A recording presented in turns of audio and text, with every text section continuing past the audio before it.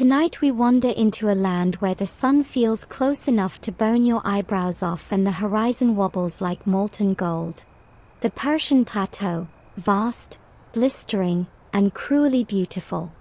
You squint toward the endless beige, wondering how anyone survives here without melting into a puddle of regret. The wind stings your face with dust so fine it feels personal, like the desert itself has opinions about you.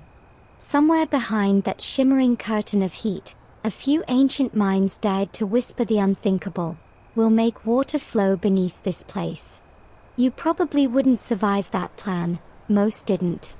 So, before you get comfortable, take a moment to like the video and subscribe, but only if you genuinely enjoy what I do here. Now, dim the lights, and let's ease into tonight's journey together. You trudge across the baked earth, every step crunching over centuries of forgotten ambition. It's the 6th century BCE, the reign of the Achaemenid kings, and you've landed in one of the driest civilizations on Earth. Yet, somehow, people thrive here. Farmers coax wheat from sand, shepherds find pasture, and palaces shimmer in the distance, their gardens impossible without a secret buried beneath your feet. That secret is the qanat, a word that sounds small but hides an engineering marvel. Picture a sloping tunnel carved underground, miles long, gently guiding water from mountain aquifers to thirsty villages below. No pumps, no engines, just gravity, patience, and genius. Historians still argue whether the first qanats began in Persia or even earlier in Oman, but the Persians certainly perfected them, and then built thousands more. You stop to watch a group of surveyors in dusty tunics squinting toward the Zagros Mountains. They hold nothing resembling modern tools. No GPS, no laser levels, just sticks, string, and the wisdom of how the wind moves across the plain. One taps the ground with a staff, listening for the faintest hollowness. Another stares at the clouds gathering faintly over distant peaks. It's part science, part divination. The desert rewards those who listen more than those who calculate. As the sun sinks, the air cools enough for your brain to work again. Fires flicker across a camp of workers, hundreds of men preparing to dig. You sit near them, sharing the smell of sweat and roasted lentils, hearing stories of those who never came back from the tunnels. A few laugh nervously, a few sharpen their tools in silence. One old man, with hands like cracked clay, mutters, "The earth keeps what it loves." It's not just about digging a well. Wells are easy. Wells only reach straight down, and in this land, water doesn't stay still. It hides in deep, sloping layers beneath mountains, moving like a ghost. To reach it, you must think sideways. You must tunnel, following the mountain's pulse. The workers will begin with a mother well, an astonishingly deep shaft that could reach hundreds of feet. From there, they'll carve a gentle slope stretching for miles toward the village. Every 30 meters or so, they'll dig another vertical shaft, for air and for hauling up soil. Seen from above, it will look like a dotted line across the desert, a breadcrumb trail leading from life to death and back again. You sip from a goatskin bag handed to you by a boy whose father digs below. The water tastes metallic but cold. "From the old qanat," he says proudly. The irony is delightful. You're drinking from an invention that hasn't even been finished yet. Time, like the water beneath, flows strangely here. A fringe tale drifts through the campfire chatter, that the first qanat builders were guided by water spirits, invisible hands that hummed through the stone when you struck it just right. Skeptics roll their eyes, but you remember how quiet the desert gets, quiet enough that even a trickle can sound like music. Historians still argue whether such stories are myth or encoded geology, ancient ways of describing what we now call hydraulic pressure or porous rock. Maybe both. Maybe the spirits were simply science in disguise, waiting for language to catch up. In the morning, you wake with dust in your teeth and the sun already bossing everyone around. The dig begins. Men lower themselves into the darkness, singing short, rhythmic verses to keep their courage steady. The earth groans, spits heat, then cools as they descend.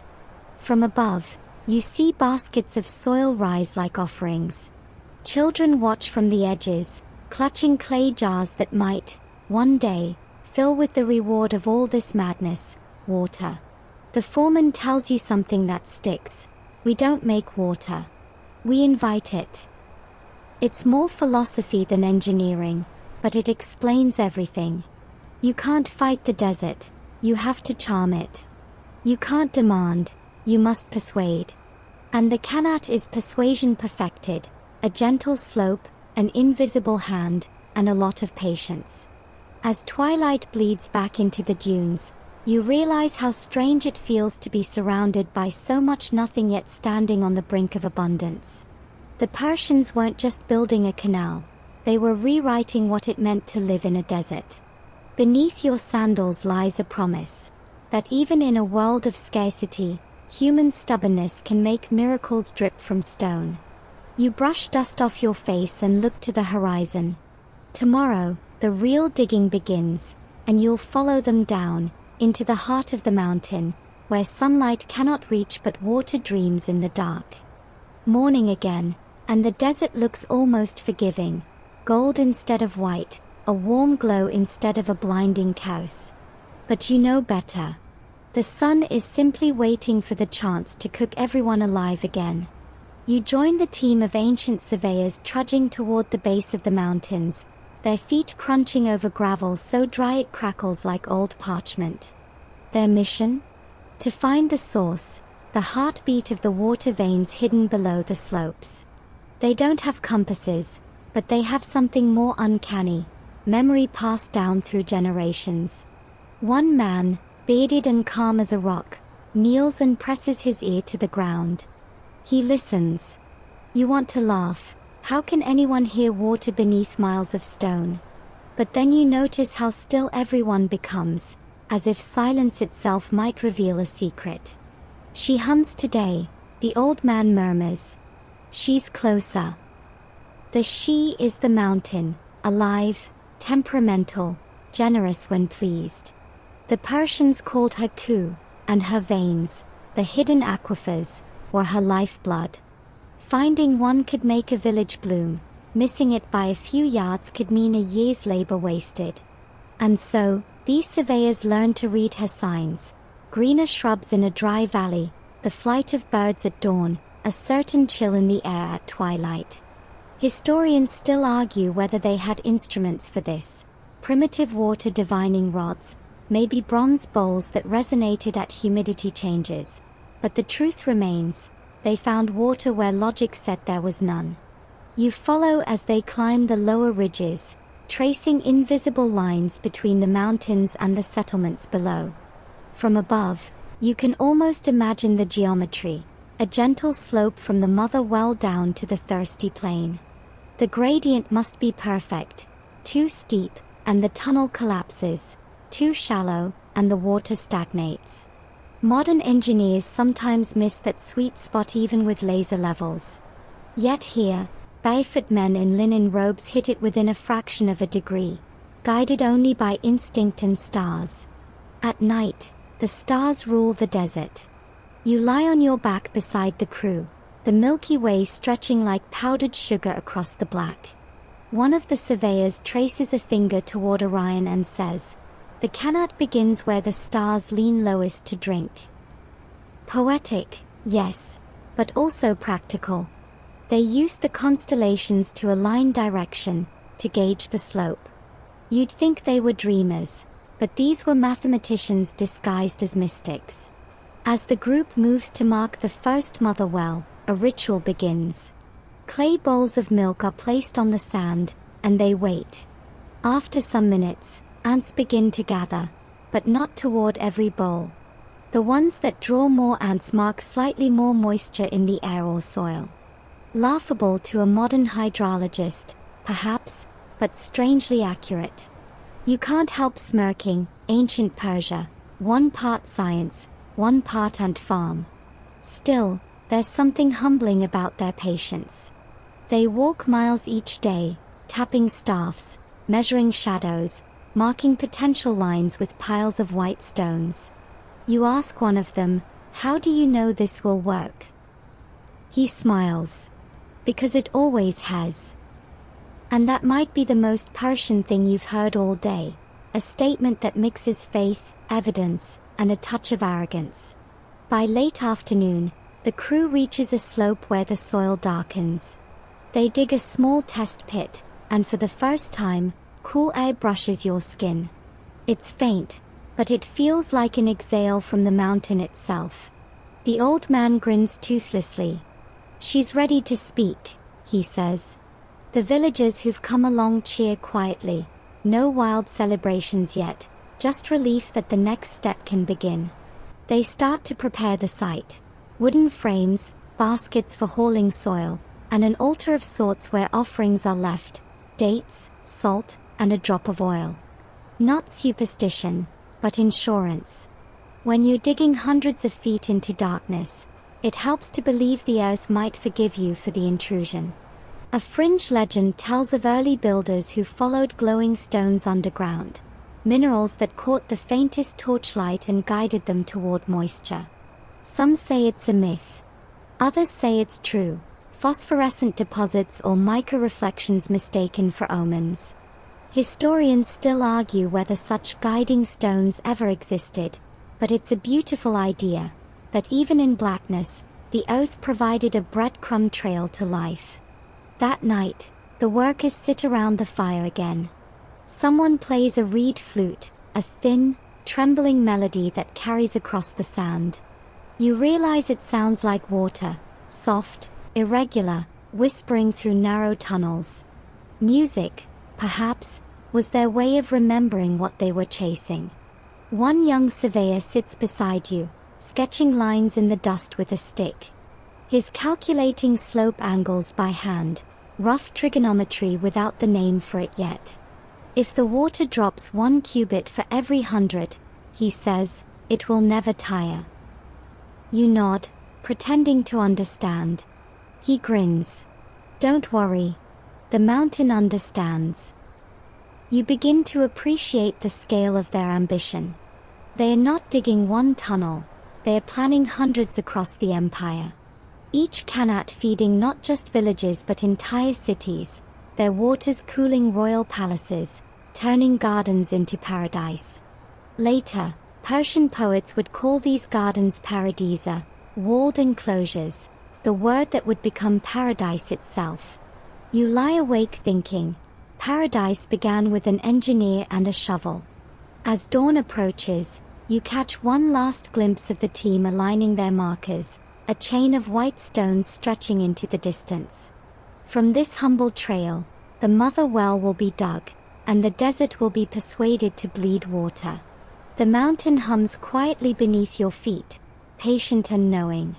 Tomorrow, the first pickaxe will strike, and you'll descend into the dark with them, toward the invisible treasure that keeps Persia alive. You wake to the clatter of iron and voices echoing down the slope.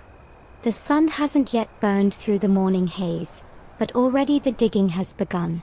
The mother well, the mother qanat, will be the heart of everything, the place where human stubbornness meets the bones of the mountain. You stand at the rim, peering down into a circular wound in the earth. It's so deep that the bottom swallows light like a secret. The first men who go down are wiry, quiet, and fearless, at least, they pretend to be. They descend by rope, carrying flickering lamps that smear orange streaks across the rock. Each man digs with a short-handled pick, then sends up baskets of stone and dust.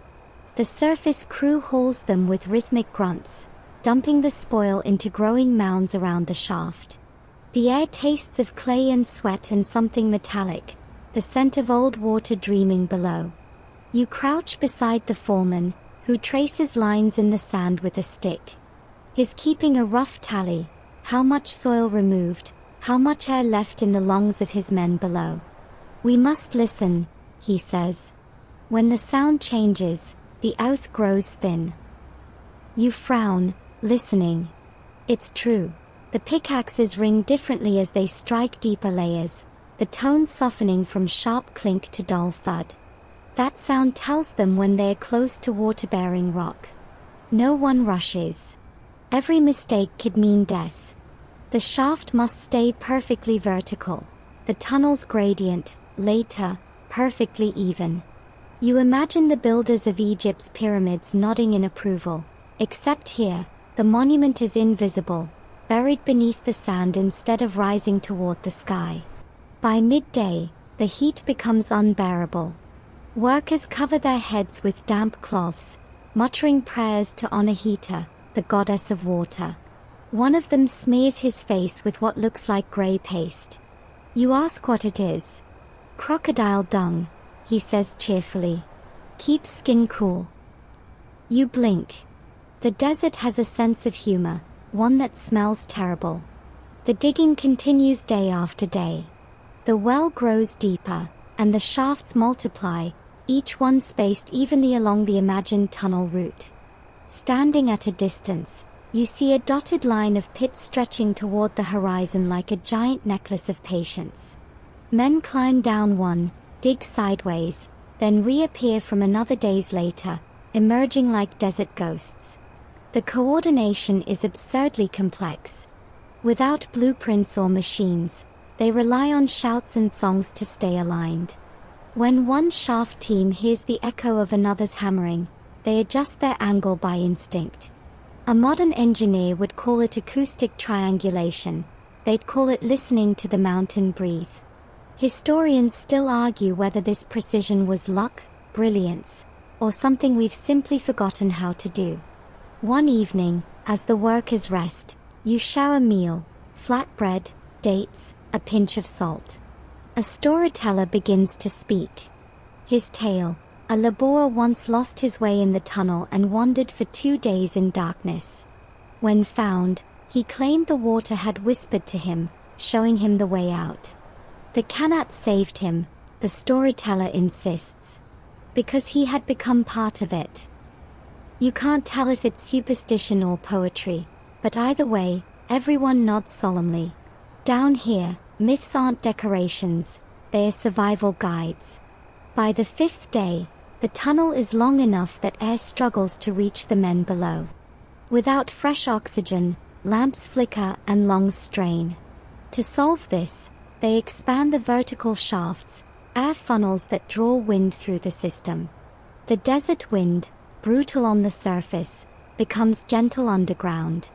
When you lean over one of the openings, you feel it, a cool, steady sigh rising from the depths. That breath is the first sign that life is creeping in. And then, disaster. The ground trembles slightly, a soft crunch, then a muffled shout. One of the side shafts collapses halfway down. Dust billows up, choking the air. The foreman curses, then leaps to action. Ropes are lowered, baskets hauled. Minutes stretch into an eternity. Finally, 2 coughing men are pulled out, faces ghost white with powder. One grins weakly and spits dirt. "She doesn't want us yet," he says, and the camp bursts into laughter that's half relief, half defiance. You learn that collapses are common, almost expected. The qanat teaches humility the hard way. Every meter dug is a gamble against gravity, time, and hubris. To reinforce the tunnel, they pack its walls with baked clay bricks, fitting each one like puzzle pieces. The oldest bricks, they say, are inscribed with blessings, small prayers pressed into the mud before it hardened. You notice one, a spiral symbol, perhaps meant to represent flowing water. A fringe theory among archaeologists suggests these spirals later inspired certain Persian carpet motifs. Water, it seems, weaves itself into everything. As the mother well deepens, something miraculous happens. The temperature drops sharply. The air feels damp. You lean close to the edge and smell it, cool, mineral, alive. One worker shouts up from below, voice trembling, "We've found her." The camp erupts in cheers. They've struck the aquifer, the hidden vein of the mountain. The water doesn't gush, it seeps, patient and steady. It pools at the bottom, reflecting torchlight like a living mirror. You climb down to see it, a black, silent pond surrounded by rough stone. You kneel, dip your fingers in, and taste it. Cold. Clean. Hope in liquid form. The foreman raises a bowl, scoops a handful, and pours it gently back. The first drink is hers, he says. It's respect, not fear, an acknowledgement that this victory belongs equally to the earth.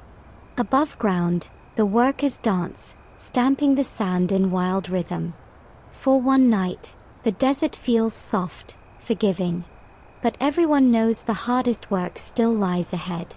They have to coax this hidden water to travel, miles underground, across a gradient so precise that even a pebble's error could ruin it.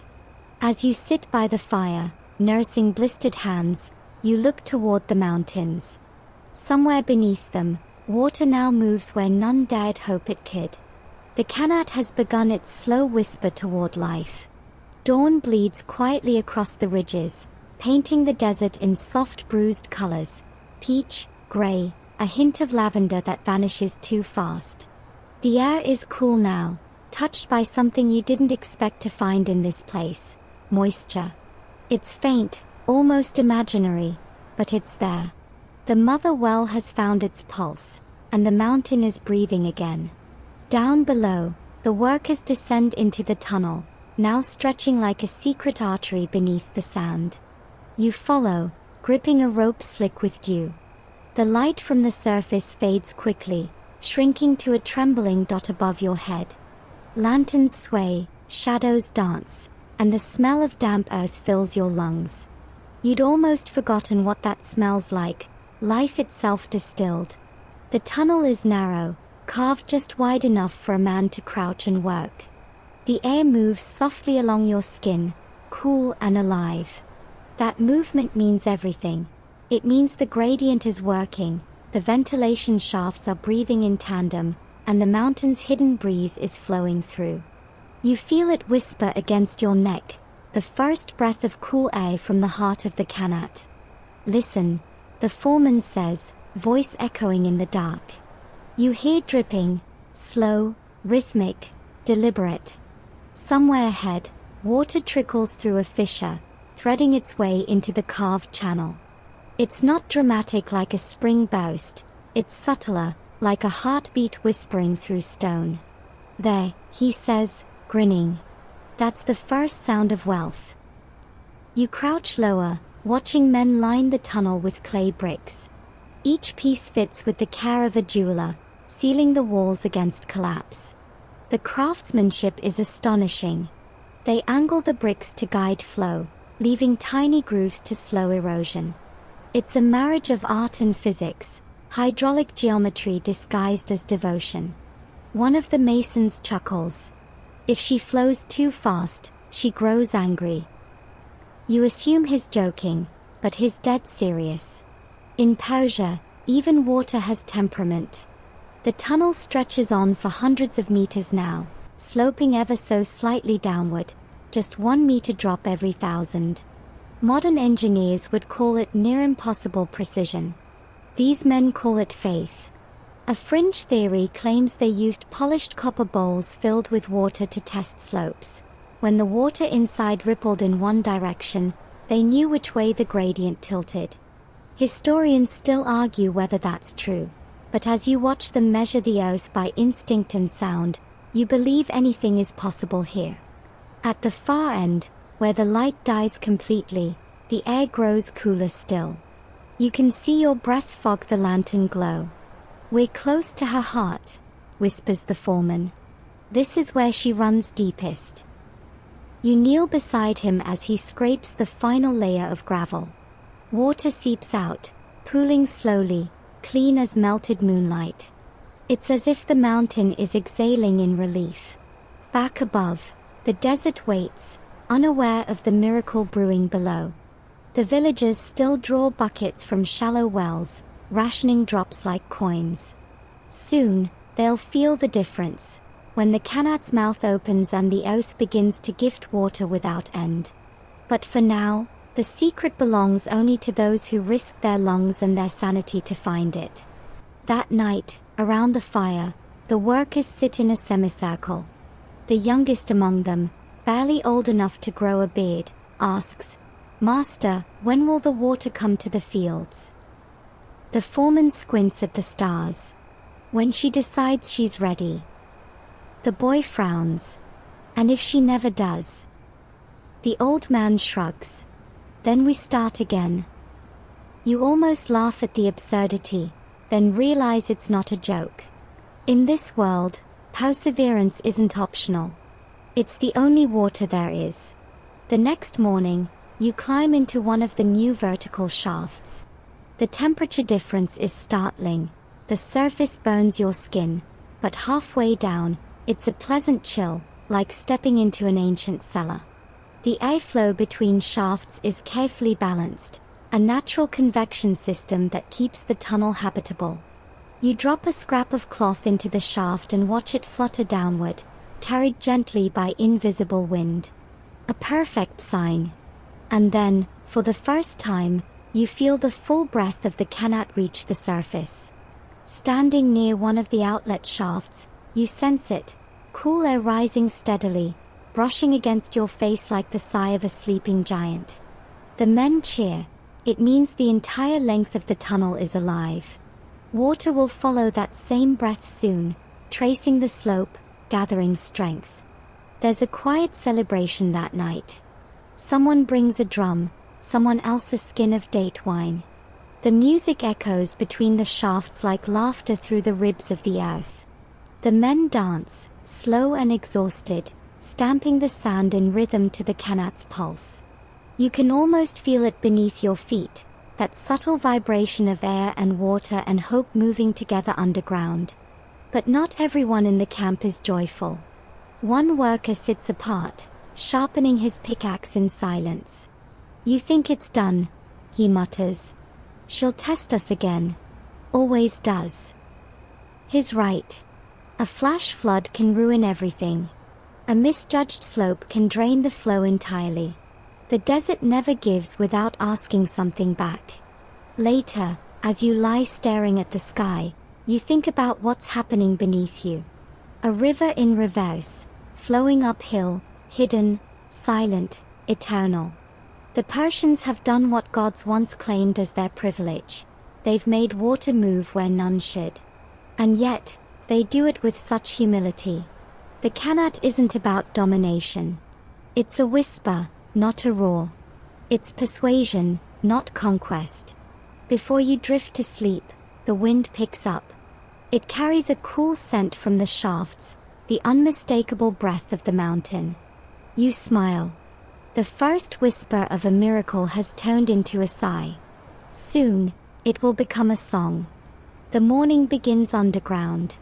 You lower yourself into the mother well again, this time not as an observer but as a traveler, stepping into a corridor of shadows and mud that hums faintly with the sound of distant dripping. The air is thick, cool, and strangely alive, like you're walking through the lungs of the desert itself. The tunnel stretches forward, carved clean and narrow, its walls gleaming with wet clay. Each flick of your lantern makes the moisture glint like tiny constellations. The silence here isn't empty. It's full of breathing, of trickling, of the low, continuous whisper of moving water. Every sound feels magnified. The scrape of your sandal, the soft splash as you step into a puddle, the rustle of wind threading down the vertical shafts far above. You're deep in the qanat now, in the artery that will feed life to the world above. Behind you, two men push a wooden cart, creaking under bricks and baskets of mud. Their songs echo in the dark, rhythmic and ancient, keeping fear at bay. One hums a tune that sounds suspiciously like a lullaby. "Keeps the mountain calm," he says, half smiling. You nod, pretending not to notice how his hands tremble slightly. The deeper you go, the more the air cools until it feels almost cold. Your torchlight flickers over chalk marks left by previous diggers, tiny handprints, numbers, and sometimes just lines that look more like prayers than measurements. One mark shows a spiral, another a crude fish shape. To show which way she flows, the mason beside you explains. So the next man remembers. You stop where the tunnel bends slightly. Ahead, the sound of water grows stronger, a soft gurgle that feels impossibly out of place in a desert. The foreman crouches, dips his hand into a shallow channel, and grins. "She's walking," he says. "The qanat is alive." The slope, the angles, the airflow, all of it working together so perfectly that water moves on its own, gliding toward unseen fields. You follow it, crouching low. The water snakes past your boots, tracing centuries of calculation and faith. There's something hypnotic about it. Silent motion, invisible pressure, the patient victory of gravity over chaos. For the first time, you understand that this isn't just engineering, it's philosophy carved in mud. The Persians didn't force nature to obey, they invited her to cooperate. A worker nearby points to the wall where white crystals shimmer faintly. "Salt bloom," he says. "She leaves traces where she breathes." He breaks off a bit and licks it, nodding. "Good water. Not bitter." You try it too. It tastes faintly sweet, cool enough to sting your teeth. You can't help smiling. The desert, for once, is being generous. The tunnel opens into a small chamber, a junction where several side channels meet. Here, the air is thicker, cooler still. The workers rest their tools and sit on the damp floor, sharing a goatskin of water. You feel that. One of them asks, leaning his head back. "The cold wind that moves without hands." It's true. The airflow is constant, steady, whispering past your ears like the sigh of a sleeping beast. The entire qanat breathes. The foreman takes a moment to trace the walls, his lantern illuminating the curves. "This will last longer than us," he murmurs. "Maybe 100 years. Maybe more." He's not exaggerating. Some qanats, like the ones near Yazd and Gonabad, still flow after 2,500 years. Historians still argue whether it was maintenance, genius, or pure luck that made them so enduring. Perhaps all three. A fringe story drifts among the men, that in certain tunnels, the water sings, emitting a faint tone, audible only to those who've worked the qanats for years. Some claim it's wind, others swear it's the spirit of the mountain humming approval. You listen closely, and for a moment, you think you hear it too, a faint hum, almost a note, vibrating in your chest. You smile, unsure whether it's real or the desert playing tricks. Far ahead, a new team is reinforcing the tunnel. They use baked bricks, shaped like wedges, fitting each one with astonishing precision. Every few meters, a small alcove is left, a resting place, or perhaps a shrine. You peer into one and find a clay oil lamp still burning low, its flame steady despite the draft. Someone left it there as a promise that the light would never die before the water reached its destination. Hours pass underground. Time here is meaningless. There's only distance, breath, and the steady pulse of dripping water. Eventually, the tunnel widens slightly, and daylight appears ahead, a faint, holy glow. You move toward it, climbing through the final shaft until your head bursts into sunlight. You blink hard. The brightness feels violent after the calm of the underground. But the moment your eyes adjust, you realize what's changed. The air here, even above ground, feels different, cooler, gentler, as if the desert itself has taken a deep breath of relief. A small stream now trickles from the qanat's outlet, running along a shallow trench toward a patch of dry soil. Villagers gather around, silent at first, then gasping as the water glimmers into the open. A child reaches out a hand and squeals when the stream touches his fingers. "Cold," he cries, laughing. The crowd erupts in joy. You can't help laughing too. After months of digging through darkness, the water has finally spoken in sunlight. The workers kneel, some praying, others just staring.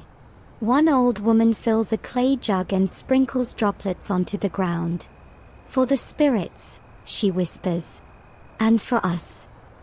Standing there, with the sun blazing overhead and the desert wind turning soft for once, you realize you've witnessed something profound. Not a conquest, but a conversation between people and the planet. The qanat doesn't defy the desert, it persuades it to share.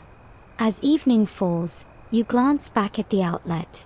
The water flows steadily now, murmuring over sand and stone, unstoppable yet humble. Beneath your feet, miles of shadowed corridors hum in silence, breathing, carrying, sustaining. You can almost hear the mountain chuckle softly. Fine. You win. For now. By the time you return to the surface village, the transformation has already begun. The desert that once glided back with nothing but scorn now shimmers with small miracles. Patches of green wink from the sand like shy confessions. Thin rivulets snake from the qanat outlet toward shallow basins, and you watch as the first seeds of barley drink their fill. Within weeks, the landscape changes. What was dust becomes mud, what was silence becomes birdsong.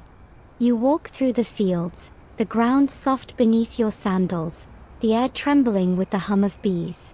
It's hard to remember that this was once a wasteland. The qanat has turned the impossible into routine. Water, moving unseen beneath your feet, feeding every leaf and every breath. The villagers work with a reverence that borders on worship. They rise before dawn to divert the flow into the fields, singing as they lift wooden gates that channel the water. She's thirsty, one says, meaning the earth. She's had a hard night. Another laughs. Aren't we all? The humor is dry, but the gratitude is real. Above ground, the qanat's influence spreads like quiet magic. You pass rows of pomegranate trees, their blossoms bright as blood against the tan soil. Irrigation ditches fan outward in careful lines, forming geometric patterns that would make a mathematician weep with joy. These are not random channels. They are the visible fingerprints of centuries of precision. The air smells different now, part damp clay, part sweetness, with a faint metallic tang from the water itself. You dip your hand into one of the canals, and the coolness shocks your skin. Fresh from the mother well, says a farmer proudly. Not a day old. He gestures toward the horizon. Before this, we had to carry water on donkeys for half a day. Now she comes to us. In the village square, women gather around a shallow basin, washing clothes and laughing. Their chatter ripples through the air like the water itself. A few children chase each other, splashing in the runoff, their bare feet muddy and radiant. You can almost hear the qanat smiling below. But it's not just the fields that bloom, the people do too. New homes rise, their walls plastered with the same clay that once buried the workers. The village mosque gleams white under the sun, its ablution pool filled to the brim. You watch as a boy refills lamps from the same water, symbol and substance intertwined. Before the qanat, says the elder, stroking his grey beard, we prayed for rain every year. Sometimes it came. Mostly, it didn't. Now we pray for the men who made the mountain share. You ask if they ever thank the mountain itself. He chuckles. Oh, we do. But never too loudly. She's proud. There's a celebration that night, the first full harvest since the water came. Tables are laid with fresh bread, dates, and cucumbers so crisp they snap between your teeth. Music fills the air, and dancers twirl around a bonfire, their shadows spinning across the sand. The qanat workers sit together, exhausted but smiling, each man carrying the quiet pride of having helped the desert bloom. Between songs, someone tells a story of a neighboring tribe who tried to steal the water by digging their own tunnel toward the mother well. They got lost, the storyteller says, eyes glinting in the firelight. Dug straight into the mountain's anger. The tunnel collapsed, swallowed them whole. He shrugs. You can't cheat a slope that's sacred. Historians still argue whether such tales were moral warnings or true disasters, but you notice how everyone nods soberly. In the Qanat world, respect is survival. The prosperity spreads beyond crops. With steady water comes trade. Caravans stop by more often now, their camels heavy with goods, spices, silk, even lapis from Afghanistan. The Qanat village becomes a hub, small but thriving. The marketplace hums with color and sound, and everywhere you look, there's water glinting in clay channels, running like veins of silver through the streets. A fringe theory among modern scholars claims that Qanats influenced the very design of Persian gardens, the paradisa that inspired the word paradise. You can see why. Every garden here mimics the same principle: balance, symmetry, flow. You stroll through one at dusk, where narrow rills of water divide beds of flowers. The reflection of lanterns on the surface looks like stars fallen into earth. The gardener, an old woman with henna-stained fingers, catches you admiring. This, she says softly, is how we remind ourselves that heaven is not above, it's below, if we learn to dig. As the night deepens, you sit by the Qanat outlet. The sound is constant now, a low murmur, half water, half wind. You realize that this quiet rhythm has become the heartbeat of the entire community. Without it, everything would still and die. The stars shimmer faintly above, mirrored in the trickling stream. You remember the first day you arrived, the air dry as old bones, the people tense and silent, the ground cracked with thirst. Now, laughter spills from the fields, and the earth itself seems to exhale peace. You dip your hands into the flow again, feeling the pulse beneath. This water began its journey miles away, deep in the mountain's shadow, coaxed by human hands and stubborn dreams. Now it rests here, alive and generous, proof that faith and geometry can move more than just stone, they can move fate. As you leave the fields, the villagers call after you, offering dates and blessings. You wave, and in that moment, you know the Qanat has done something far greater than feed crops, it has fed hope. The desert will never be the same again. The first light of dawn creeps over the village roofs, gilding the mud brick walls in soft gold. You hear the faint murmur of water before you even open your eyes, the Qanat's endless whisper, steady as a heartbeat. But there's another rhythm today too, the sound of footsteps, measured and deliberate. The Mirab is making his morning rounds. He's an old man, thin as a reed, his beard white but his eyes sharp as obsidian. Draped in a faded blue robe, he carries a wooden staff carved with notches, each mark a reminder of who receives water, when, and for how long. The desert, he says, doesn't forgive confusion. So we measure everything. You follow him through the fields, past low walls and quiet canals. At every junction, he pauses, adjusts a gate, and watches the flow change. A thin trickle diverts toward the barley. A stronger one heads to the orchards. It's like conducting an orchestra of streams, each note precise. The Qanat may belong to everyone, he says softly, but the water belongs to time. That phrase lands in your mind like a riddle, but the meaning unfolds as you walk. Each household gets water only during their appointed hours. At noon, one farmer's turn ends, and another's begins. The Mirab keeps watch, enforcing fairness with the calm authority of a judge, and the quiet menace of a priest guarding sacred law. You ask him what happens if someone steals water in the night. He stops, leans on his staff, and smirks. Then the village remembers who feeds them. The mountain listens. The thief doesn't. You can't tell if it's a threat or a superstition, but either way, you decide not to test it. In every Qanat settlement, the mihrab holds immense respect and fear. He knows every family's thirst, every dispute, every whisper. People come to him not only for water but for wisdom, or at least permission.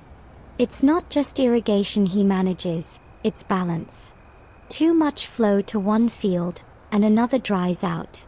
Too little to the village, and tempers flare. Water, here, is politics in liquid form. Historians still argue whether the mihrab was chosen by democratic agreement or appointed by rulers seeking control.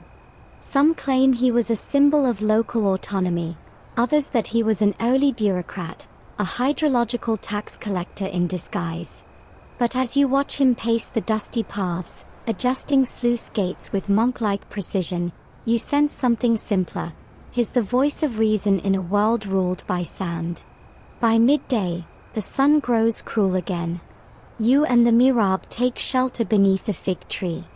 He offers you a clay cup filled with cool qanat water. You can tell good water, he says, by the way it doesn't make a sound when you swallow. You drink, and he's right.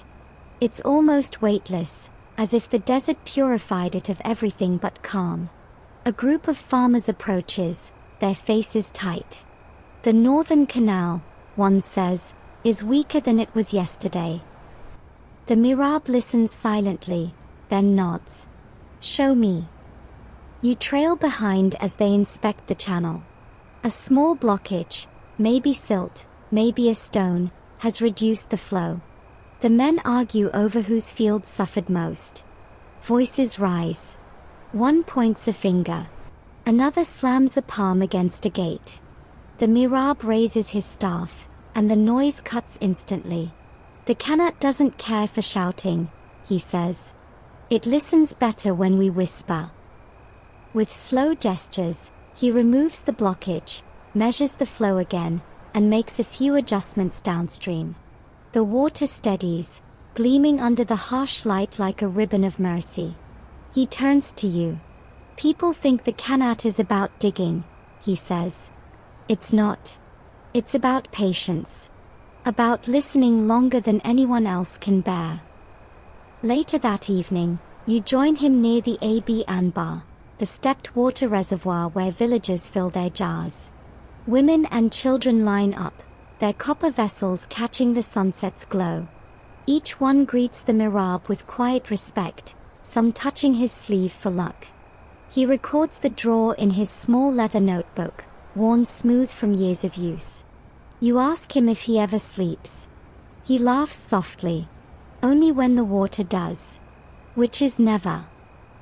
A boy approaches timidly, clutching a broken bucket.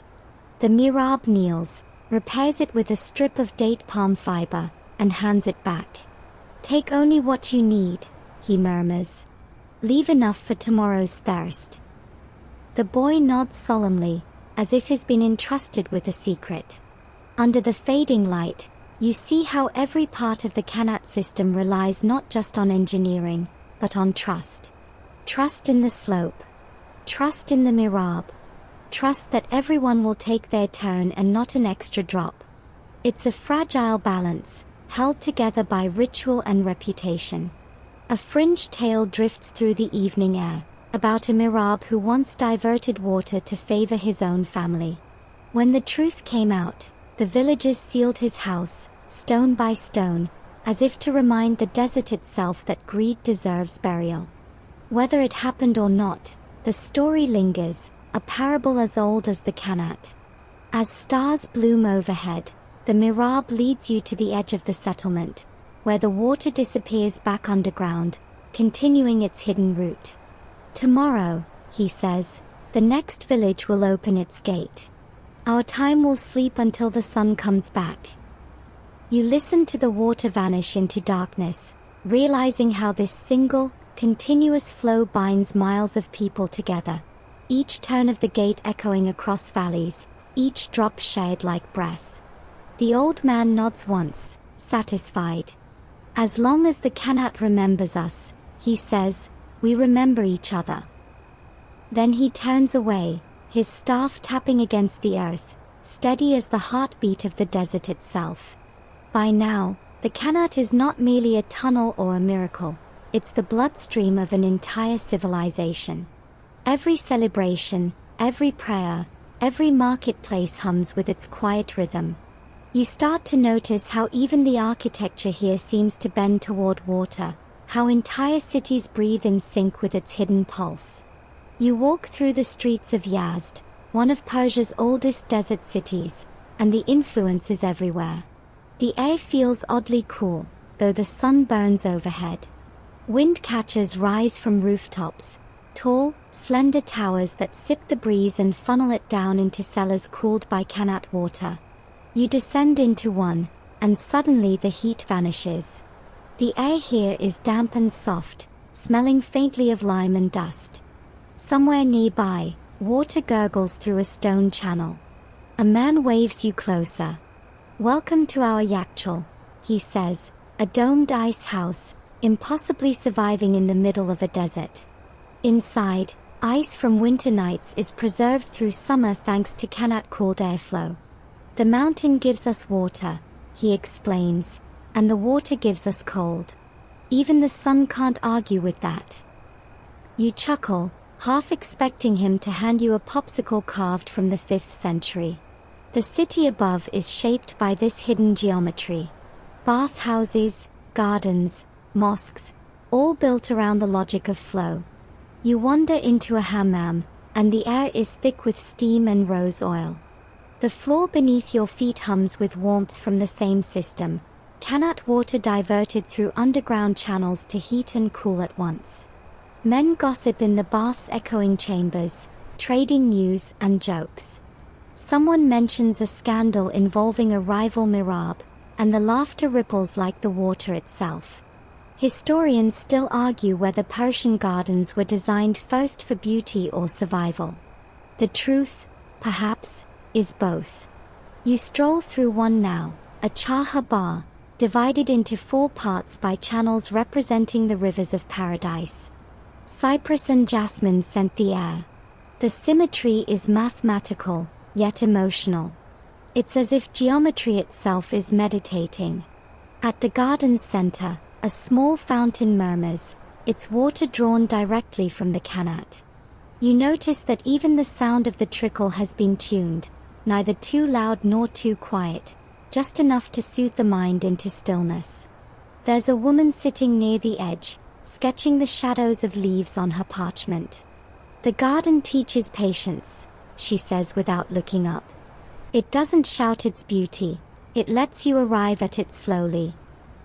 Her words sound suspiciously like something the mihrab might have said. You smile. Maybe everyone who listens to water starts to sound alike. As evening falls, you're invited to a feast. Tables are spread beneath the trees, lamps glowing like small moons.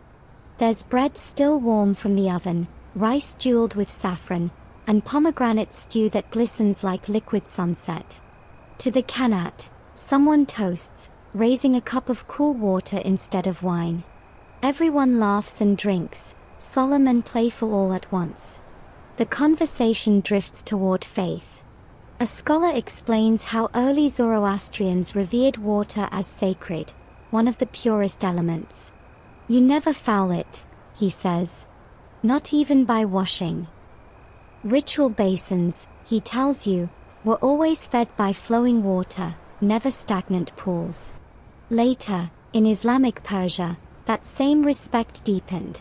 The Qur'an called water the origin of all living things. Suddenly, the qanat isn't just engineering, it's theology in motion. A muezzin's call rises from a nearby minaret, and you realize how perfectly the sound mirrors the flow below. Both invisible, both connecting people through unseen lines. When the prayer ends, you see worshippers washing at the mosque fountain, each gesture calm and deliberate. The reflection of their faces shimmers on the water's surface, multiplied, softened. But not all is solemn. In the village square, musicians play flutes and frame drums, and the younger crowd dances barefoot. You join them, hesitant at first, then laughing as the rhythm takes hold.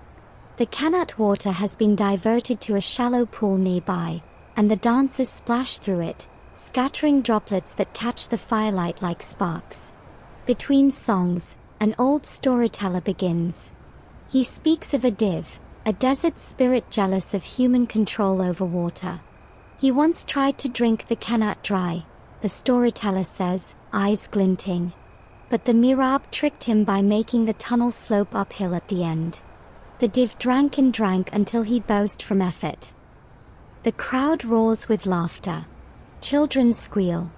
You almost pity the poor mythical creature, defeated by gravity itself. And yet, beneath the laughter, there's a quiet awe.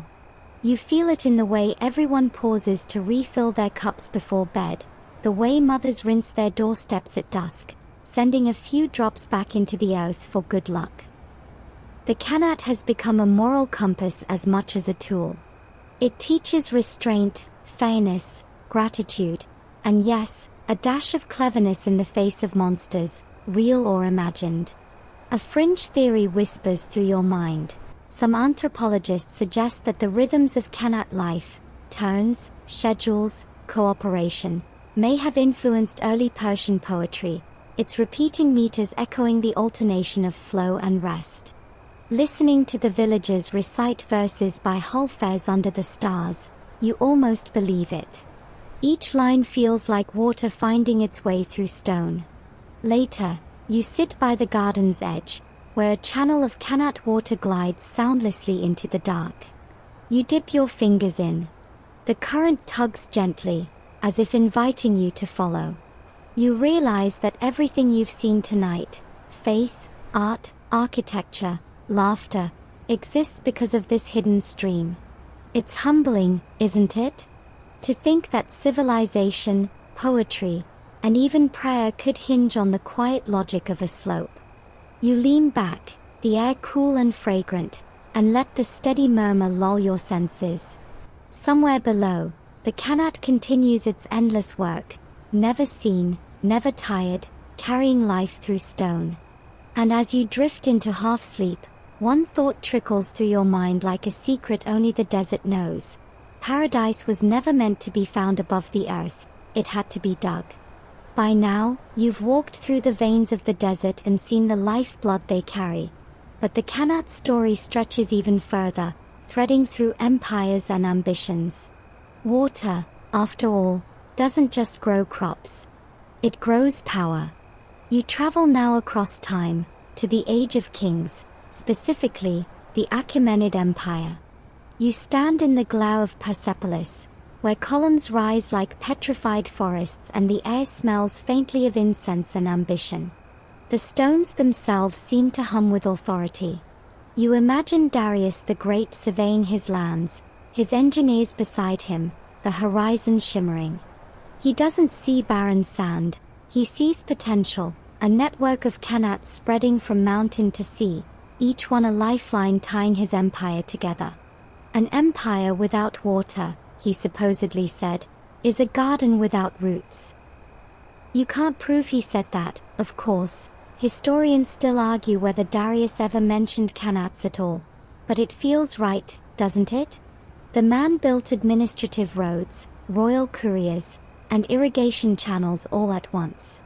Infrastructure as destiny. You ride alongside a royal caravan carrying bronze tools, leather buckets, and plans inscribed on tablets. These aren't casual projects, they're state secrets. Only trusted engineers are allowed near the mother wells. Every slope angle, every shaft depth, every entry point is documented and guarded. You realize this isn't just hydrology, it's espionage. One advisor explains that neighboring kingdoms tried to copy the technique but failed. They can't read the land like we can, he says proudly. They dig, but they do not listen. You're tempted to point out that listening to dirt isn't exactly a teachable skill, but he seems so serious you just nod. You pass through smaller towns, each one whispering with qanat lore. Some claim their tunnels run directly beneath royal roads, connecting way stations. Others insist that secret escape routes hid within the same system, a shadow empire beneath the empire. One tale even suggests that an entire treasury once flowed underground, gold coins packed in clay jars and sent through dry qanat shafts to avoid bandits. Archaeologists have never found proof, but you can almost see it, gold and water running side by side in the dark. Then come the Achaemenid successors, the Parthians and Sassanids, who inherit not just land but the silent machinery of survival. You find inscriptions praising kings not for conquests, but for restoring collapsed qanats. He who revives a dead qanat, one text reads, earns the merit of 1,000 prayers. That line hits differently when you've seen the desert's thirst. In Yazd's archives, a scholar rolls out a fragile parchment. Here, he says, tapping a delicate sketch, the water rights of each family were drawn. Look, see this curve? That's the time division. 1 finger's width equals an hour. You squint at the ink lines, realizing they resemble music notation. In a way, the scholar smiles, the qanat was our symphony. Every drop had its part. Still, the system had its shadows. Power attracts envy, and water attracts greed. One ruler, Ardashir, supposedly executed an engineer who revealed the slope ratios of a royal qanat to a foreign emissary. He gave away the key to life, the chronicler writes, so his own life was taken in return. Brutal, yes, but when water is wealth, betrayal is drought. You wander next through a fortress city near Kerman. The qanat emerges just beneath the walls, feeding both the soldier cisterns and the royal bathhouse. Even in siege, says your guide, the king drinks. The logic is impeccable. What army can starve you when your water comes from under their feet? But the empire eventually fades, as all do. New banners rise. The Arabs bring Islam, and with it, a fresh wave of reverence for water as divine mercy. The qanat endures, unchanged, unbothered, older than any prophet or crown.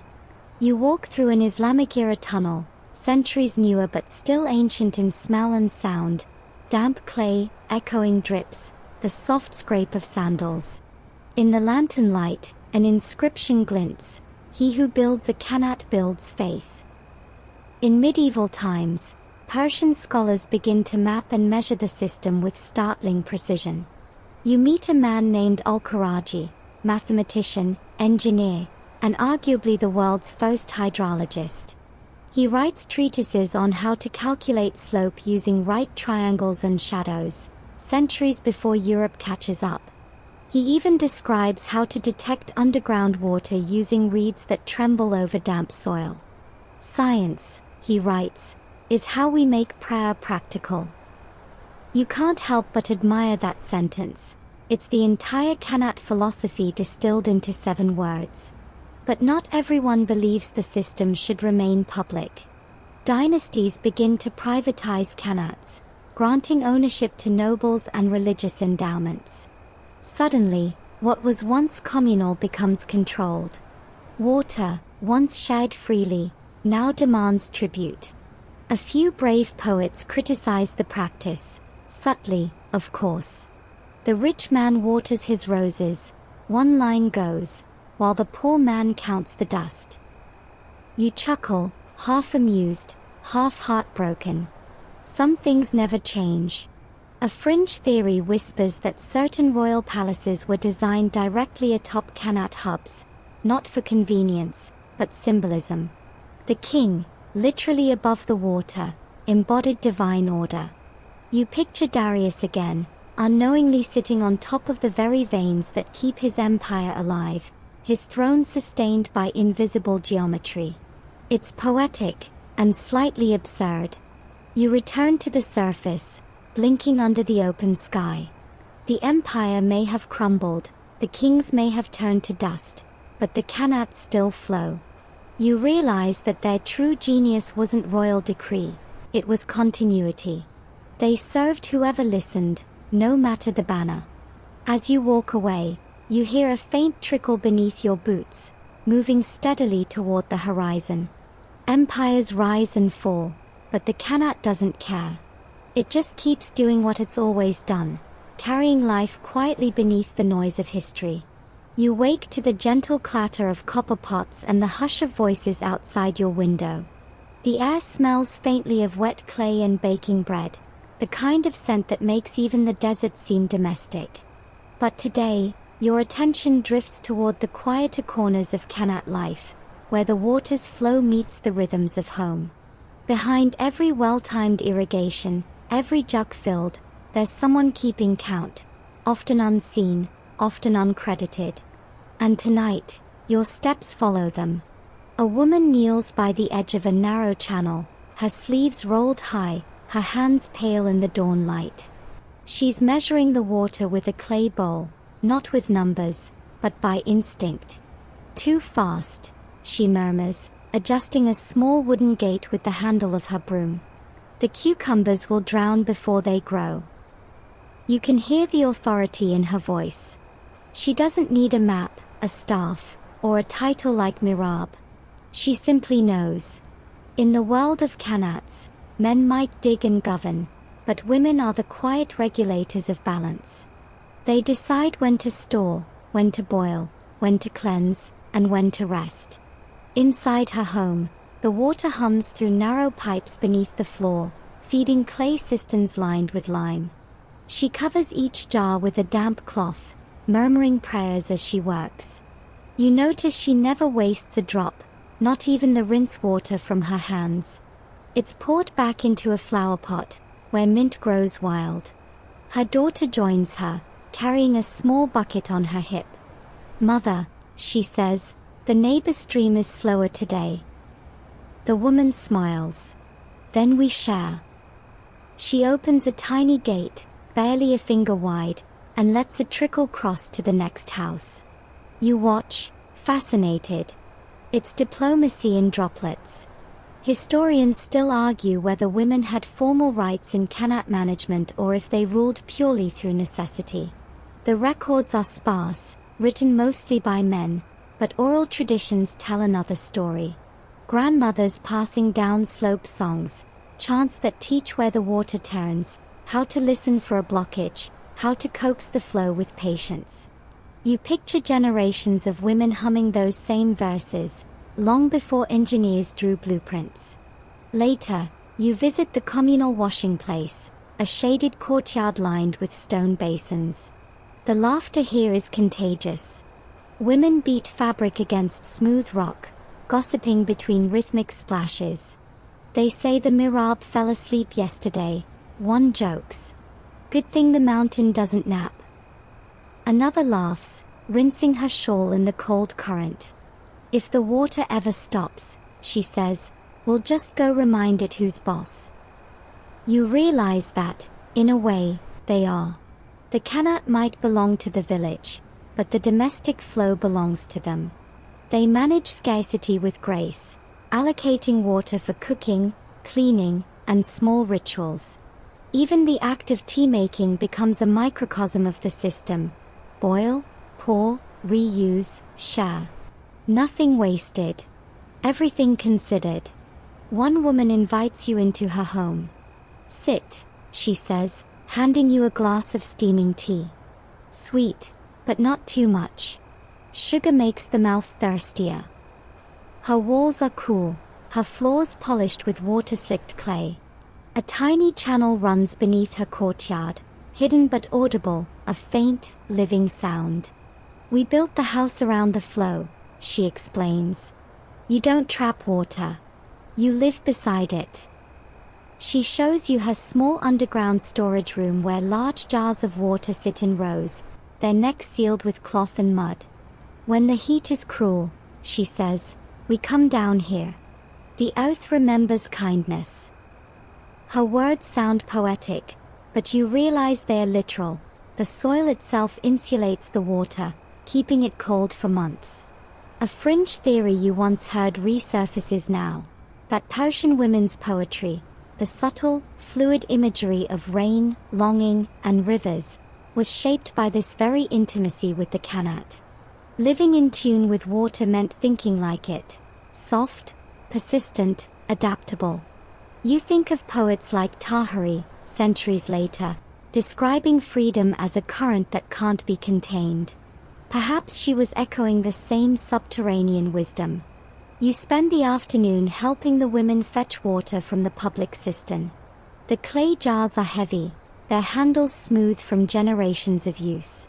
They balance them on hips and heads with an elegance that makes you feel clumsy just watching. Careful, one laughs as you stumble. The desert teaches balance, or thirst. As the sun sets, the air cools and the courtyard fills with evening chatter.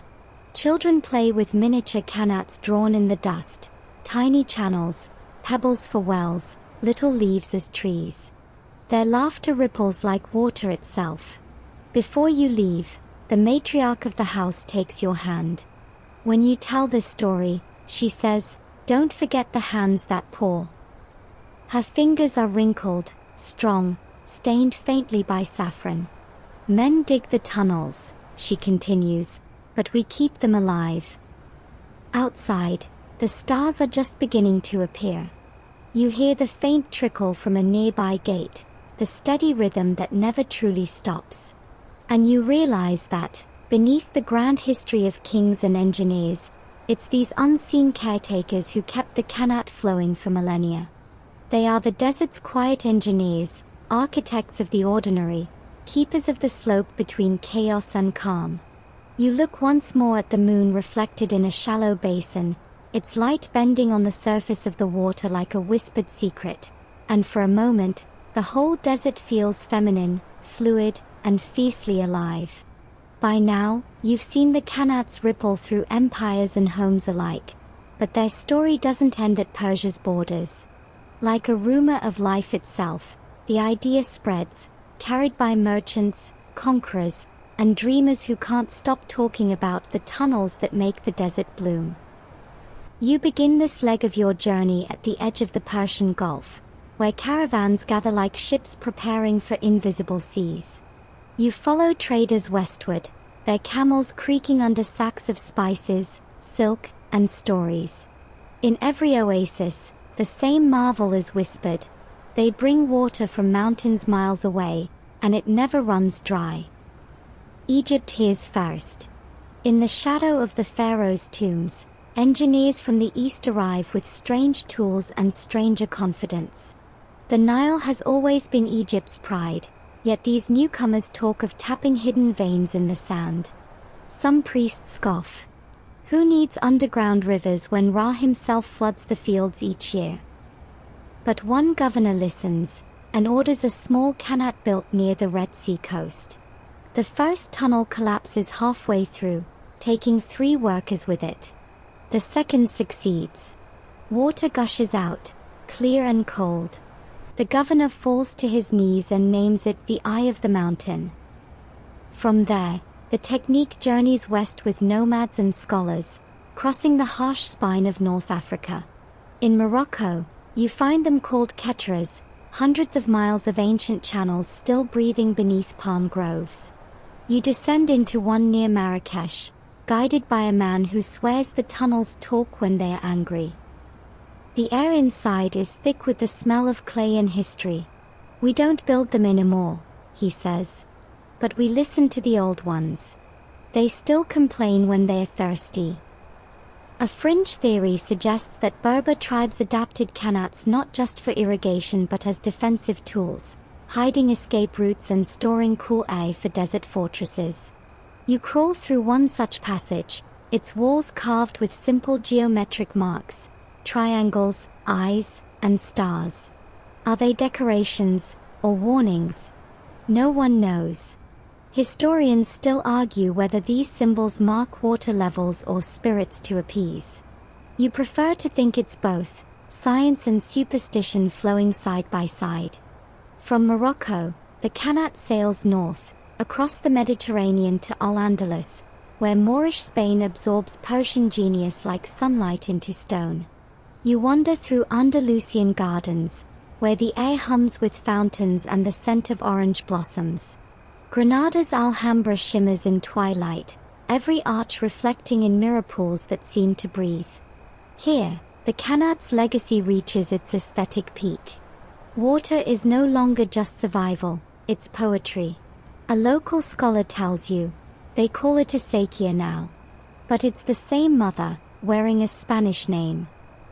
He gestures toward the slender channels that trace the courtyards. These, he says proudly, are our verses in stone. You nod, realizing that the Qanat has changed tongues but not essence. Whether in Persian, Arabic, or Spanish, it still whispers the same promise: life through listening. You notice something subtle in these Andalusian versions. The slopes are steeper, the channels shorter, adapted for hilly terrain. The water sings differently here, rushing instead of murmuring. It feels impatient, like Europe itself in its restless youth. Still, the geometry holds, gentle enough to flow, slow enough to last. You catch yourself grinning. The Persians would have approved. From Spain, the idea wanders further east than anyone expected, into the arid plateaus of Central Asia, then all the way to China. There, in the desert city of Turpan, you find the Kharez, a direct descendant of the Persian Qanat. Our ancestors brought it from the west, a guide explains proudly. They say it came from the land of Cyrus. The tunnels stretch for miles beneath the burning sands of Xinjiang, their vents like scars across the horizon. The craftsmanship feels eerily familiar, right down to the spacing of the shafts. You stand over one, peering down into cool darkness, and it's like looking into time itself. Even in the Americas, long after Persia's empire faded, echoes of the Qanat appear. Spanish colonists, carrying knowledge from Al-Andalus, dig their own acequias in the deserts of New Mexico. Farmers there still call the irrigation channels mother ditches, a linguistic ghost of the Mada Qanat. You can almost hear ancient engineers laughing softly across the centuries, still listening to the mountain, are you? It strikes you then, what began as a Persian miracle has become a planetary one. The logic of patience, of letting water move naturally, has crossed continents. It's not a machine, it's a philosophy. A reminder that civilization isn't built by forcing nature to obey, it's built by finding her rhythm and dancing along. As the night deepens in Turpan, you climb one of the old vent mounds and sit beneath a sky smeared with stars. The desert is silent, but below you, a faint breath of air rises from the shaft. The Qanat is still alive, centuries after its builders vanished. You close your eyes and listen. The sound is faint, half wind, half memory. Somewhere, you think, a Persian engineer might smile at this, that his invisible invention would one day outlast kings, borders, and even belief. It was never just water. It was continuity made tangible, the sound of humanity refusing to surrender to sand. You look toward the horizon, where the desert meets the night like an endless equation, and you realize, no matter where it goes, the Qanat carries a little piece of Persia in every drop. You wake to the scent of dust and diesel, modern Iran this time, where ancient Qanats still breathe beneath cities that have forgotten their names. Above ground, highways roar and glass towers stretch upward. Below, the same quiet channels murmur through stone and shadow. You step out into Yazd's early light, the city once called the bride of the desert. From above, it looks like an ocean of adobe waves, wind catchers rising like sails, and somewhere underneath it all, water flows from a mountain 60 kilometers away. You follow a narrow alley until you find a rusted iron door half hidden behind a tea house. It leads to the past, or what's left of it. A young guide, Farid, greets you with a flashlight and a grin. "Watch your step," he says. "It's older than your country down here." His voice echoes as you descend. The air grows cooler, moister, alive. You can hear it now, a soft trickle, faint but steady. This Qanat, he explains, was built before Alexander. Still runs in the spring. He taps the wall affectionately, as if greeting an old friend. You run your fingers along the brickwork, centuries of maintenance smoothed into perfection. The tunnel isn't much wider than your shoulders, yet it feels vast, as if the weight of civilization hums through every grain of clay. When you reach the mother well chamber, your light glances across a dark pool. The surface trembles, reflecting your face in ghostly ripples. You see, Farid says proudly, still breathing. He tells you about the Qanat restoration projects, young engineers and hydrologists reviving what their ancestors mastered millennia ago. We're learning from them again, he says. Our pumps broke, our pipes leak, but this still works. Above ground, you follow him to a workshop where students huddle over maps and digital models. Drones, laptops, satellite images, all tracing what once was mapped with a rope and a reed. We use thermal imaging now, a girl says, brushing dust off her hands. But sometimes the best way is still to ask the old diggers. They can smell the moisture. You chuckle, thinking she's joking, but she isn't. In the corner sits an elderly mechanic, his hands rough as sandpaper, his eyes sharp. Machines see from above, he says, but the earth speaks from below. He describes how he used to crawl through tunnels on all fours, listening for subtle echoes. If the wall whispered back too fast, it meant the slope was wrong. You dig deeper. You learn patience. Historians still argue whether the modern age can truly coexist with such ancient wisdom. Can satellites and smartphones respect something that was built by hand, guided by intuition? You suspect they can, if they listen. You visit another site at the city's edge, where an abandoned Qanat shaft gapes beside a new concrete pump station. The engineer on duty sighs. They replaced it with pipes years ago, he says, but now the groundwater's gone. The pipes just move the emptiness faster. He kicks the sand gently, like someone apologizing to an old teacher. The ancients knew balance. We know speed. That night, you join a small gathering in a restored caravanserai. Musicians play soft Persian melodies as travelers sip tea. A historian named Lola leans over and says, "Do you know the Qanat is now UNESCO heritage?" You nod, but she continues, eyes gleaming. Not just for technology. For wisdom. For cooperation. It taught people to share before they even had governments. She tells you of villages that still vote on water allocation the old way. Men and women gathering under moonlight, discussing the schedule for irrigation. No shouting, no paperwork, just consensus. It's democracy by drip, she laughs. If only parliaments flowed as smoothly. Modern architects now design eco-resorts with fake qanats for passive cooling. Guests think it's luxury, she says. Our ancestors would think it's basic survival. You both laugh quietly, the irony too rich to resist.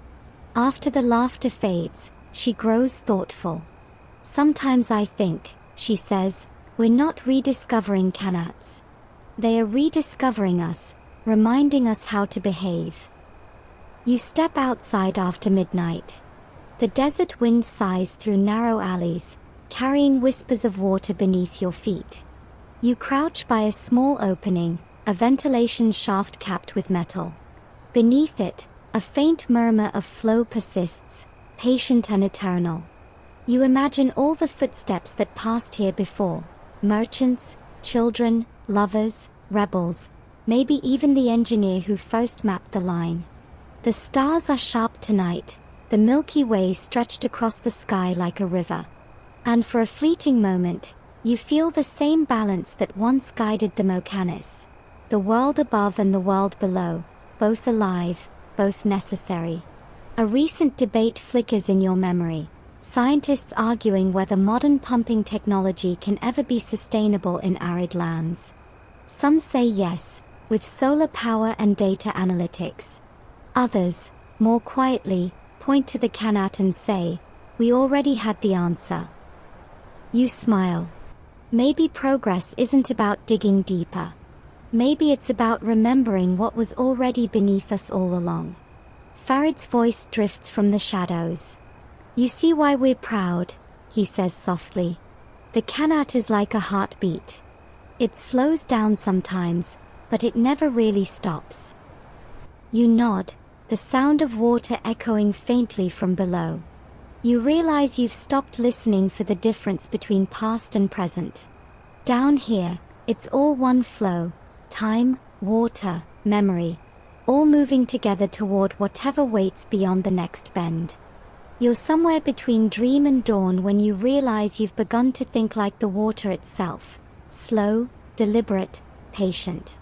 The qanat isn't just an artifact anymore, it's a way of seeing. Every drop, every echo, every whispering vent tells you something about human stubbornness and grace.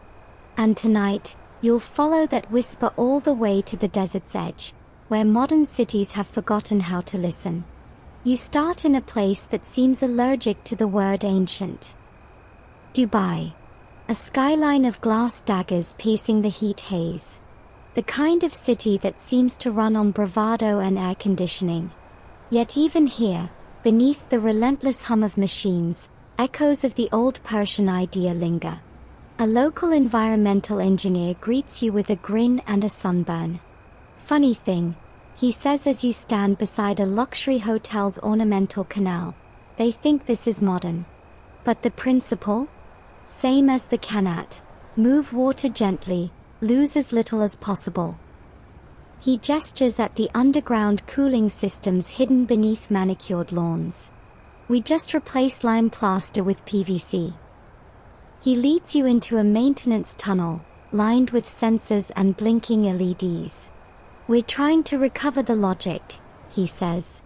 Instead of forcing nature to comply, we're learning to cooperate again. You raise an eyebrow. Through luxury hotels. He shrugs. Hey, it's a start.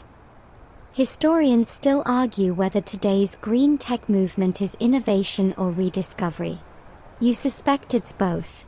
Somewhere between the qanat's slow wisdom and the modern engineer's restless tinkering lies a truth. Progress isn't always about speed, it's about endurance. Later, you fly west to Nevada, USA, where a cluster of desert architects are experimenting with biomimicry. Their latest model? A housing complex inspired by the Persian Qanat system, complete with underground air tunnels that cool the rooms naturally. One designer explains, we call it passive sustainability, but really, it's ancient common sense. You grin. So, you reinvented the whole. He laughs. Exactly. 1,000 years late, but with better branding. You crouch beside a vent, the same conical shape you saw in Yazd, only this one is made of recycled concrete and steel mesh. Warm air rises, cool air descends, no fans required. It's not just efficient, the designer adds. It's beautiful. It breathes. You whisper back, just like the earth. A fringe theory surfaces again. Some modern ecologists believe qanats weren't only water systems, but early climate regulators. The slow percolation through underground tunnels may have created subtle cooling effects, shaping microclimates across the Iranian plateau. If true, then the qanat didn't just feed civilizations, it tempered them. You stand there, the desert wind tugging at your sleeves, and wonder how many of our current problems could be solved by remembering instead of reinventing. But not all revivals are noble. In other regions, you find the opposite story. Qanats drained, abandoned, suffocated by concrete sprawl. In one city's outskirts, bulldozers chew through a centuries-old tunnel, its brickwork shattered, its slope forever broken. A lone worker sighs. It was empty anyway, he says. You kneel beside the debris, touch the cracked plaster, and feel the last breath of cool air escaping like a ghost. You can almost hear the mountain mourning. Still, hope lingers. In Iran, Afghanistan, and Oman, small cooperatives are rising, groups of villagers restoring qanats by hand, one shaft at a time. They use shovels, not machines, songs instead of blueprints. A woman named Zora leads one such group. When we clean a tunnel, she says, we're not fixing the past. We're watering the future. You follow them down a freshly cleared shaft. The air is rich with the scent of damp earth and lime. When the water finally reappears, a trickle, then a stream, everyone cheers. You realize it's not just celebration. It's resurrection. That night, sitting by a small campfire beside the reopened qanat, Zora tells you her grandfather's saying, "The desert tests your heart before your hands." She laughs softly. He meant you can't rush it. You have to own the flow. Her team jokes about installing Wi-Fi in the tunnels. Someone quips, maybe the water will scroll faster. The laughter echoes off the shafts, warm and human. The qanat has always been more than engineering. It's a mirror for the people who build it. As the fire dies, you find yourself thinking about the great paradox of modern life. We crave connection but forget the channels that truly bind us. These ancient tunnels, invisible and patient, were humanity's first global network, connecting people, villages, and generations long before fiber optics. Water was the original data, flowing through hand-dug lines, carrying life instead of information. You stand and look toward the horizon, where the stars reflect faintly in the dark line of a qanat vent. Somewhere underfoot, the mountain's pulse continues, carrying the same lesson it whispered millennia ago: flow with care, share with grace, endure with patience.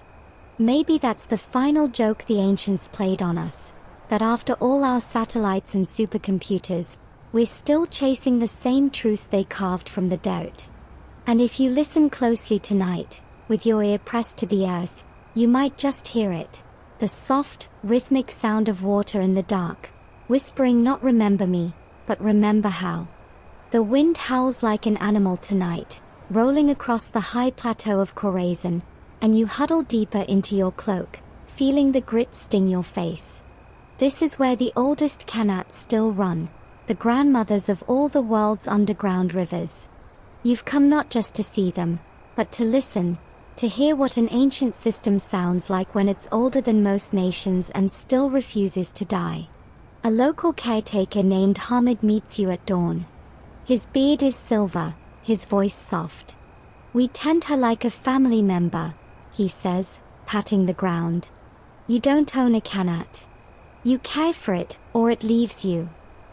He leads you toward a vast plain dotted with small mounds, the telltale pattern of vertical shafts. Up close, each looks like a doorway to another age. You peer down one, and a chill breath rises to meet you. "That's her sigh," Hamid murmurs. When she exhales, the air is healthy. You descend a narrow ladder, the light fading as you go. The walls close in, cool and damp, whispering faint echoes of dripping water. At the base, a low tunnel stretches out, curving gently toward the mountains. The water glides along a narrow groove, perfectly centered. You shine your lamp on the walls, fine bricks, each one hand-laid, joints sealed with lime and crushed shells. You run your hand along them. The craftsmanship feels mathematical, reverent, alive. Hamid crouches beside the flow. "This qanat is over 2,000 years old," he says. "Still feeds 10 villages. The trick is maintenance. Every year, we walk her end to end." You blink. "Walk her?" He nods. "Yes, inside." One man holds the lantern, another the rope. If a stone is loose, we fix it. If the water slows, we listen. He pauses, his eyes glinting in the light. "You know, the old Mocanis believed the tunnels could get lonely. They said you must speak to them, or they'll collapse in sadness." You chuckle softly. "And does it work?" He shrugs. She's still here, isn't she? Historians still argue whether such personification of the qanat was spiritual devotion or early geotechnical wisdom disguised as myth. Maybe both. Either way, it kept the water flowing. You walk together through the dim corridor, ducking under arches. Occasionally, the ceiling opens into one of the vertical shafts, a column of sunlight slicing down into the darkness. Dust motes spin like stars. It feels less like engineering and more like astronomy turned inward. This, Hamid says quietly, is our Milky Way. But underground. Later, you climb back to the surface, your clothes damp and your mind reeling. The desert around you looks ordinary now, but you know it's alive underneath. Hamid points toward the horizon, where a line of poplar trees marks the water's path. That's how you know where she runs, he says. The earth above her stays kind. In a nearby village, you meet the farmers who still depend on the qanat's rhythm. One man shows you a hand-carved wooden gate, polished smooth by decades of use. My father used this, he says proudly. He said when the gate sticks, it means someone upstream is being greedy. You grin. And what do you do then? He winks. We send a goat as a peace offering. Or a warning. As you sit beneath a pomegranate tree, sipping cool water from an earthen jug, an old woman joins you. Her voice is gravel and honey. When I was young, she says, the water used to sing louder. The men would say it was happier. Now it whispers. Maybe it's tired. You ask her if she believes the qanat has a soul. She smiles, eyes half closed. Of course she does. You can't live with someone for 2,000 years and still call them a thing. You watch children playing near one of the vents, tossing pebbles in and waiting to hear the splash far below. Their laughter carries across the dunes, mingling with the faint hiss of the wind. It's the same sound their ancestors must have heard, generation after generation, the desert breathing back its secret. Later that evening, Hamid invites you to a gathering by lamplight. The villagers sit in a circle, telling stories of Mokanis who could sense water from miles away. One man swears his grandfather dreamed of underground rivers and found one the next morning. Another claims the tunnels hum differently before earthquakes. You half expect someone to mention Wi-Fi. Then Hamid clears his throat. My father used to say the qanat is the perfect teacher. She teaches patience by withholding, humility by flooding, and gratitude by flowing. The circle falls silent for a moment. You sip your tea and think how strange it is that something so old can still sound so human. A fringe idea floats into your mind. An environmental philosopher once proposed that ancient water systems are moral technologies. Tools not just for survival, but for shaping behavior, cooperation, restraint, reverence. You glance around the firelight and realize this village is living proof. Every drop here carries the memory of an agreement older than writing. When the night deepens, the conversation fades into drowsy murmurs. Somewhere nearby, a donkey brays, a child laughs, and under it all, the soft, continuous sound of water moving through the dark. Before you sleep, Hamid says one last thing. You'll tell this story to people far away. That's good. But don't tell them the qanat was magic. Tell them it was discipline. Magic fades. Discipline survives. You smile. I'll tell them both, you reply. And as you lie on your back, staring up at the brilliant desert stars, you think about what he said, and how, maybe, those stars are just reflections of the light still shining quietly underground. You wake before sunrise on your final morning, somewhere between desert and dawn, the air cool enough to taste. The horizon glows faintly, a soft bruise of pink and gold. Beneath your feet, you can still feel it, the pulse of the qanat, the quiet heartbeat of the earth. It's been there all along, a whisper beneath every footstep, every story, every civilization that dared to settle where logic said they shouldn't. You begin to walk. The sand crunches under your boots, the wind brushing against your face like a reminder. You've followed this water from its mountain cradle to its farthest reach, through tunnels, across empires, under cities. You've met the diggers, the caretakers, the dreamers. And now, as the first rays spill across the dunes, you realize you've also been walking through the story of humanity itself. Somewhere in the distance, you see a figure, an old man with a wooden staff, standing beside one of the Qanat's ancient vents. His turban flaps in the wind, his posture steady as stone. When you reach him, he doesn't turn. He just says, "She's awake." You peer down the vent, and sure enough, you hear it, a faint rush of water, steady, determined, alive. He looks at you with eyes that could be 1,000 years old. "The desert never dies," he says. "It only sleeps until someone listens." You sit together in silence, the kind that feels sacred. The man tells you he's one of the last Mocanis in the region. "My son moved to Tehran," he says, smiling wistfully. "He writes code for computers now. Says water flows faster through the internet." He chuckles. "Maybe so. But I still prefer the old current. It doesn't crash." You laugh, but the thought lingers. Maybe the Qanat and the web aren't so different. Both networks connecting lives, both vulnerable to neglect, both invisible until they stop working. You sip the water he offers from a goatskin flask. It's cool, impossibly clean. "Straight from the mother well," he says proudly. "Old as Cyrus, maybe older." Historians still argue where the very first Qanat was born. Some say near the Zagros Mountains, others in ancient Armenia or Oman. But sitting here, you realize it doesn't matter. The point isn't who built it first, it's who cared enough to keep it flowing.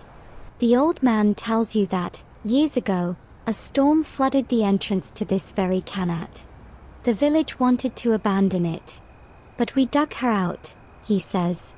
"Took us 6 months. When the water finally returned, it was like hearing your mother's voice after years of silence."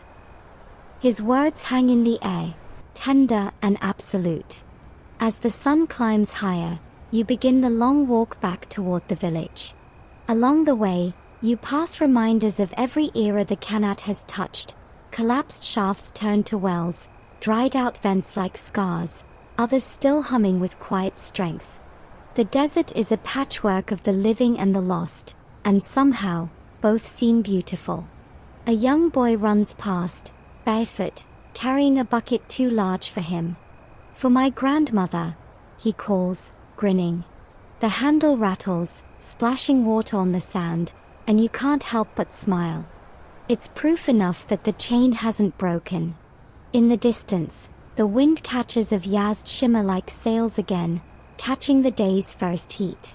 You think about how these structures, Qanats, wind catchers, cisterns, were never isolated inventions. They were a philosophy of survival, a symphony of elements tuned to the same humble refrain: work with the world, not against it. Maybe the Qanat is the universe's favorite joke. Humans, endlessly clever, still rely on a simple slope and gravity. We build skyscrapers and rockets, yet our most sustainable triumph was a hole in the ground filled with patience. Somewhere, a Persian engineer from 800 BCE is probably smirking, dusting off his turban, whispering, "Told you so." You reach the final hill and stop. Below you stretches a desert that isn't empty, it's breathing. Lines of green mark where Qanats still flow. Villages cling to their edges like pearls on a string. You realize now that this isn't just a story about water. It's a story about faith. The quiet kind that digs into the earth without any guarantee that what it's searching for will be there. You close your eyes and listen one last time. The desert wind, the rustle of palms, the slow heartbeat of the underground river, all blend into something deeper, something almost human. And then, at last, you understand. The Qanat isn't just a tunnel. It's a conversation, a 3,000-year dialogue between people and planet, reminding us that true survival isn't conquest, but cooperation. You smile, whisper a silent thank you to the mountain, and turn back toward the fading horizon. As the story fades and the desert hushes around you, let your breathing slow to match the rhythm of that underground stream. Picture yourself deep beneath the sand, where the air is cool, the walls shimmer with ancient moisture, and the sound of water is soft enough to cradle thought itself. Each droplet you hear has traveled miles in darkness, patient and unhurried. It doesn't rush, doesn't fight, it simply moves where it's meant to go. You can almost feel that stillness seep into you now, smoothing the day's edges, calming the noise in your mind. Imagine following that flow, deeper and deeper, until the surface world, the heat, the worry, the endless brightness, melts away. Down here, there's only the gentle echo of life continuing exactly as it has for centuries. You are safe in the dark. You are part of the same old current. The Qanat's whisper becomes your own pulse, steady and kind. The desert above sleeps, the mountain watches, the water flows. Everything endures, as it always has. So, take one last slow breath. Feel the coolness fill your chest, the quiet settle behind your eyes. Let yourself drift with that invisible stream, patient, balanced, alive. The journey ends where it began, with water, hidden and eternal, waiting for those who still remember how to listen. Good night, traveler. Sweet dreams.